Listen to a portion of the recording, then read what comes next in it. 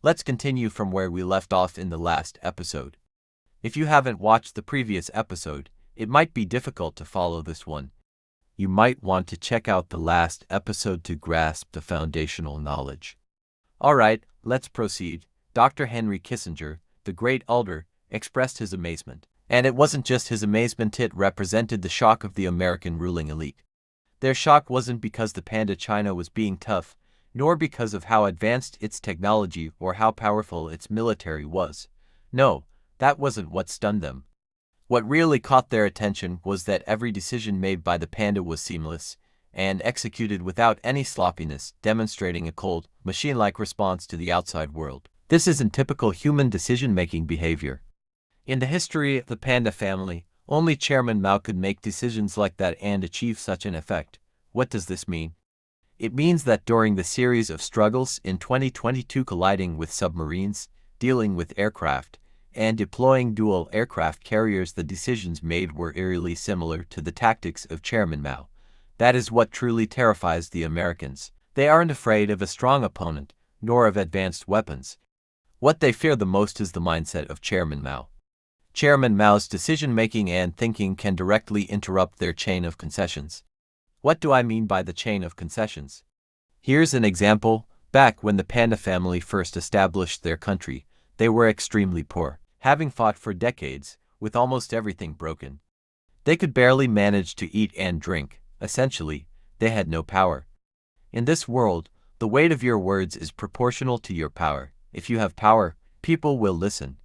If you don't, people will dismiss you as if you were talking nonsense. In 1950, when the Korean Peninsula War started, Chairman Mao warned the Americans not to cross the 38th parallel, saying, "If you come over, I'll fight you."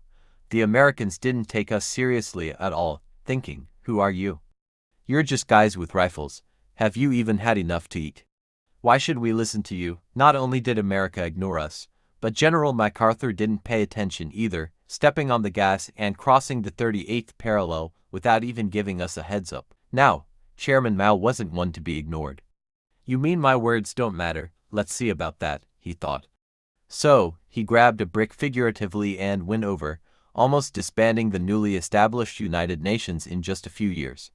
I say almost disbanded the UN, and that's no exaggeration, it was truly close. Think about it, at the start of the war, how did the various countries of the United Nations view things? The UN had just been established, and now there was a group brawl. I have to show my strength, they thought. Otherwise, they'd have no standing in future discussions. Especially the European countries, who once called themselves the great powers, they thought. We couldn't beat Hitler, but defeating a poor agricultural country should be easy, right? The UN had just been formed. They wanted to make a name for themselves. The UK even sent elite troops, veterans from World War II, who were extremely fierce in battle.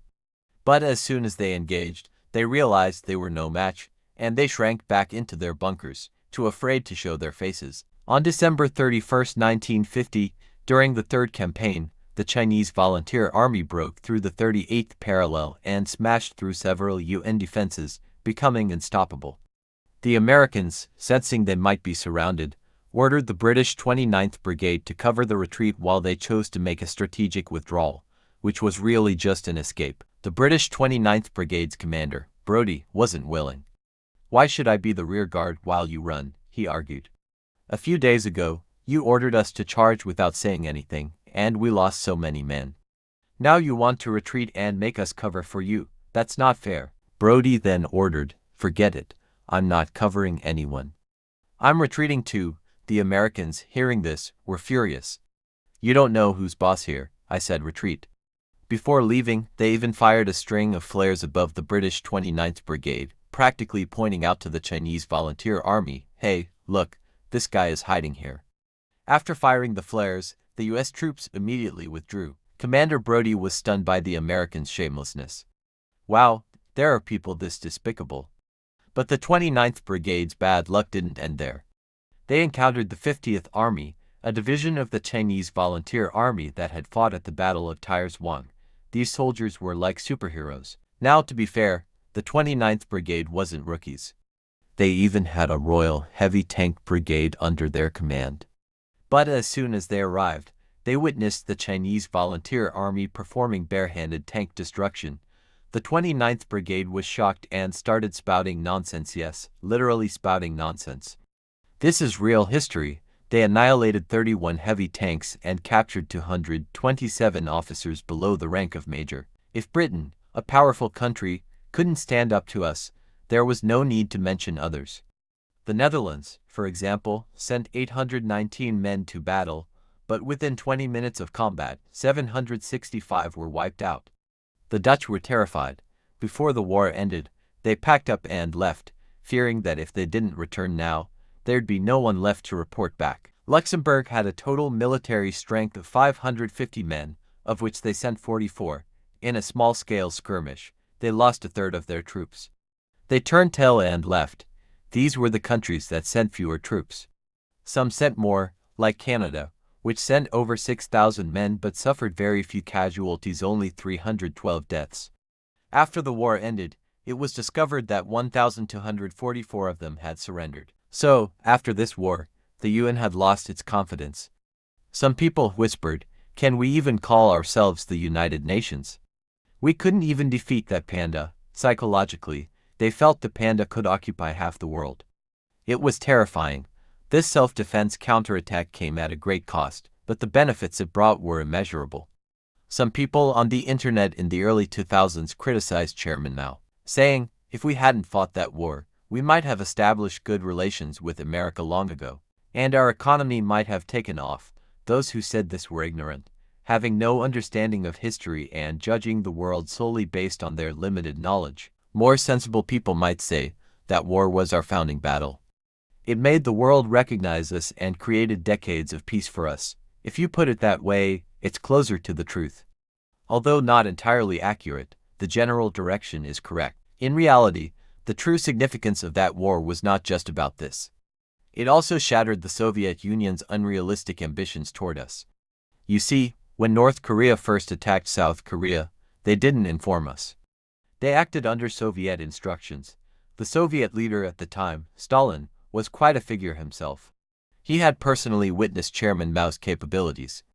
Initially, he wanted to turn the Panda family into a satellite state. He planned to extend the railway to Jinan, establish a submarine base in Huludao, set up a long-wave radio station in Harbin, and install radar stations in Fujian, aiming to make us his little brother. He even proposed establishing a joint fleet, which meant surrendering our military command to Soviet leadership, essentially relinquishing our sovereignty. Can you imagine Chairman Mao agreeing to that? Of course not. So, Stalin set up a trap, encouraging Kim Il-sung in the north to first launch an attack on the south. He assured Kim, "Go ahead, I'm backing you up. If there's any problem, I'll be right behind you." So, Kim Il-sung charged forward with a roar, initially achieving success with his tank blitzkrieg strategy, catching everyone off guard. But when MacArthur landed in Incheon, Kim couldn't hold the line and was forced to retreat to the Yalu River. At this point, Kim sent a telegram to the Soviet Union, "Big brother, I can't hold on anymore. Please help." The Soviet response was, "I'm coming now, but the road is long. Siberia is vast, you know. Retreat to northeast China and start guerrilla warfare. Wait for me. Once I arrive, I'll sort everything out for you." Kim Il-sung turned pale. "This isn't what you said before." Stalin was indeed a master strategist. This scheme is what you'd call an open plot. Do we take on this challenge or not? If we don't, the flames of war will certainly spread to northeast China. We either fight MacArthur or Kim Il-sung. If we fight Kim Il-sung, we would be severing ties with the entire Communist alliance. If we fight MacArthur, you can't win without me, so you'll have to come and ask for my help. You see, Stalin was indeed a master strategist, but who would have thought that this open conspiracy was decisively thwarted by Chairman Mao? After this war was over, even Comrade Stalin was stunned. My goodness, such strength. We have to win them over. If we can bring them over to our side, even the United Nations would bow down. So, Comrade Stalin changed his stance and took the initiative to make amends with us. There is no need to mention the construction of railways, radar stations and joint fleets in China. At this point, Chairman Mao spoke to Stalin, "Sure, we can reconcile, but I need things. You have to give me something." Stalin thought for a moment and replied, "All right, no problem. What do you need? As long as you're with me, I'll give you anything. Want stars? I'll pluck the stars for you. Want the moon? I'll fetch the moon for you. With you by my side, the whole United Nations would be under your influence, and there would be many things I wouldn't need to handle myself. Then Chairman Mao said, I am in an underdeveloped agricultural country, and I need to transform into an industrial one. I see that you have a solid industrial foundation. Teach us all your industrial fundamentals, build factories in our country, and train our people. Especially in the fields of Soviet mechanical engineering, power, coal, petroleum, and light industry. I want them all. The Soviet Union, upon hearing this, thought, my goodness, what a huge appetite. But since Chairman Mao made the request, they had to comply. Thus, they handed over the Soviet Union's industrial foundation of 156 categories to us. It was equivalent to building the foundation of 156 categories of heavy industry in our country. In human history, no other country has ever voluntarily transferred its entire industrial foundation to another country in one go. This was the first and last time. This is what a complete industrial chain is all about. Even now, why can the land of the pandas become a global manufacturing powerhouse? The foundation was laid here. You can look back through history. How many agricultural countries have successfully transformed into industrial ones without ceding sovereignty? Not a single one. Some may say South Korea or Japan managed it, but look closely, didn't they surrender their sovereignty? Did they have military command authority? Their countries are home to foreign military bases. Only our Chairman Mao could achieve this, exchanging one brutal war for 156 categories of industrial infrastructure. Without this foundation, you probably wouldn't be watching your phone at home right now. You would still be toiling in the fields as an agricultural country. If you don't believe it, trace back 3 generations. Weren't they all farmers? Why aren't you a farmer after just 3 generations? This is where it all started. This is why Chairman Mao never fell into the trap of making concessions. If you try to set an open trap to force my hand and then negotiate, it's not going to happen. I'll do my thing, and you do yours. In the end, I'll still win. Not only the Soviet Union, but even the United Nations couldn't make me concede. After Comrade Stalin stepped down, an idiot took his place, Khrushchev. This guy had never dealt with Chairman Mao, so he made some irrational decisions. He looked at China and thought, why can they be so special? All others are my satellite states and must join my Warsaw Pact. They have to listen to me, whether in economics, military, or politics. So, he proposed establishing a joint fleet. In response, Chairman Mao scolded him, explain to me what a joint fleet is. Today, you must explain it clearly. Aren't you just after my sovereignty? Well, it's not going to happen. Khrushchev had no choice. He withdrew the scientists and started demanding foreign debt payments. We gritted our teeth and paid it all back. Later, Khrushchev thought, my goodness, they are tough. So, he resorted to other means to squeeze us, creating frictions and conflicts. Finally, he crossed the line. In March 1966, the Soviet Union signed the Soviet-Mongolian Friendship and Cooperation Treaty with Mongolia. In short, it allowed the Soviet Union to build military bases in Mongolia. Mongolia shares a border with us, so in an instant, our northern military pressure escalated. Everyone could see that the Soviet Union was preparing to make a move on China. You see, this treaty was signed in March 1966. By August 1966, military conflicts began breaking out along the Sino-Soviet and Sino-Mongolian borders, starting with minor skirmishes. This continued until the Jinbao Island incident in 1969, which completely tore the facade and led to full-scale conflict. Both sides began issuing harsh words about launching nuclear missiles. Speaking of this, I want to go off topic for a moment. Many people are puzzled. What exactly happened during the 10-year Cultural Revolution back then? Chairman Mao was a genius. Why would he do such a thing? For everything, if you only look at the domestic situation, you won't figure it out. You must place things in the broader international context to understand. Think about when those 10 years started, wasn't it 1966? And remember, back then, China had a group of people who graduated from the Frunze Military Academy, attended Moscow University, or studied in the north. What was the best way for the Soviet Union to deal with China? It was to get Chairman Mao out of the picture. If Mao were out of the way, everything would be negotiable. Then, they could build a submarine base at Huludao, set up a long-wave radio station in Harbin, extend the railway to Jinan, establish military bases in Fujian, and even join the Warsaw Pact. The rest would be self-explanatory. In the 1990s, China would collapse just like them. So that period was like this. If you don't understand, it just means you haven't grasped it yet. I have to give an example, risking my life to say it. Later, when Lin Biao failed in his attempt to assassinate Chairman Mao, where did he flee? Why did he run north? Logically, his best choice would have been Taiwan, where he had connections.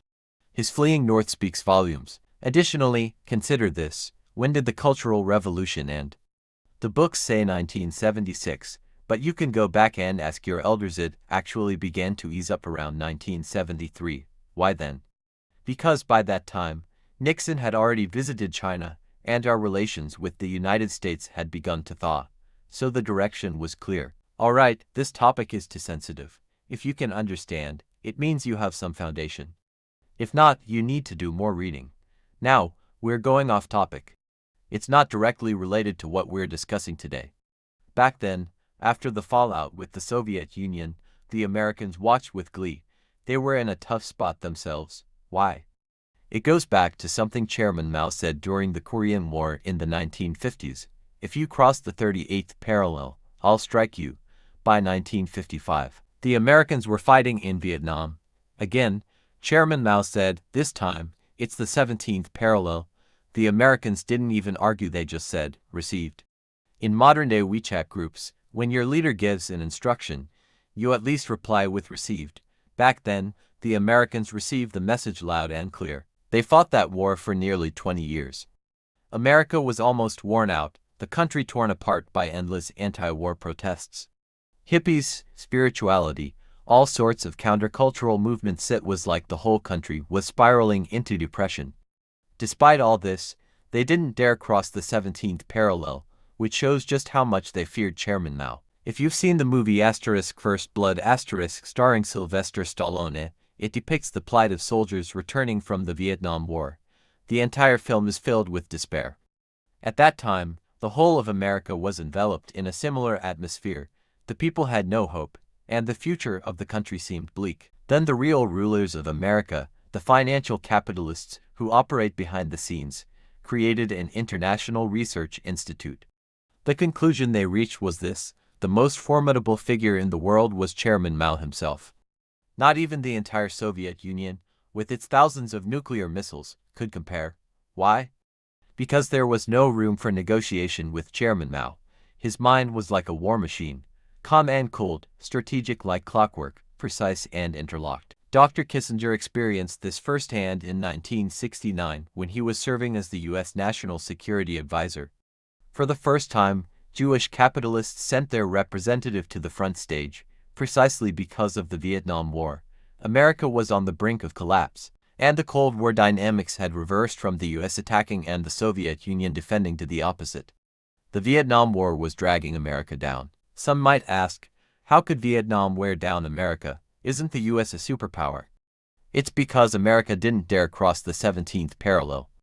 When the northern Vietnamese guerrillas were running low on resources, they'd retreat to the north of the 17th parallel. As soon as U.S. troops withdrew, they'd re-emerge, fully recharged. This back-and-forth dragged on for over a decade. No one could endure it. With the U.S. on the verge of collapse, the real rulers couldn't sit idle by. They had to send someone to take a look, so they sent Dr. Kissinger, the Grand Elder, to the front stage. In July 1971, Kissinger visited Pakistan. At that time, Pakistan had a good relationship with the U.S. The president was Yahya Khan. Kissinger met with him and said, "I want to go to China, but nobody must know. You have to help me keep it a secret." Yahya Khan thought, "You're a prominent figure, known worldwide. Reporters are everywhere, surrounding you. Going to China is a big deal. It's not easy to hide," he said. "Let me first check with the Chinese premier to see if they will allow you to visit.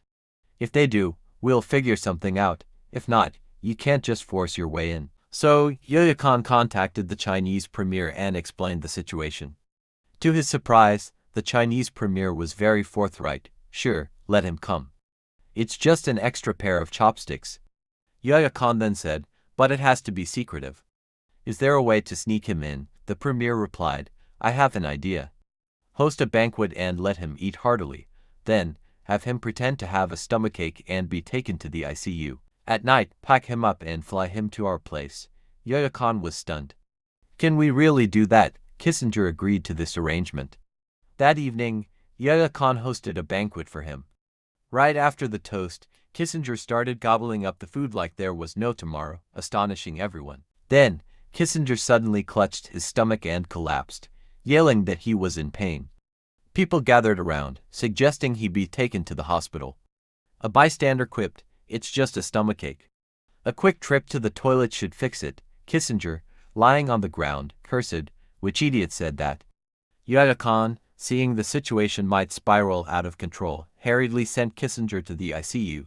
2 hours later, Kissinger was secretly transported to China. Kissinger originally intended to meet Chairman Mao, but the premier deflected him, saying, everything you're thinking, Chairman Mao already knows. This isn't something you can negotiate. If you want cooperation, your leader must come and sign a treaty himself. So, Kissinger went back to report. Upon hearing the report, the U.S. leaders decided that Nixon himself had to make the trip. In 1972, Nixon arrived in China, unsure if he would get to meet Chairman Mao. This was a completely asymmetric negotiation. Nixon waited 3 days before finally being summoned to meet Mao. What happened next and how Chairman Mao taught them a lesson will be covered in the next episode.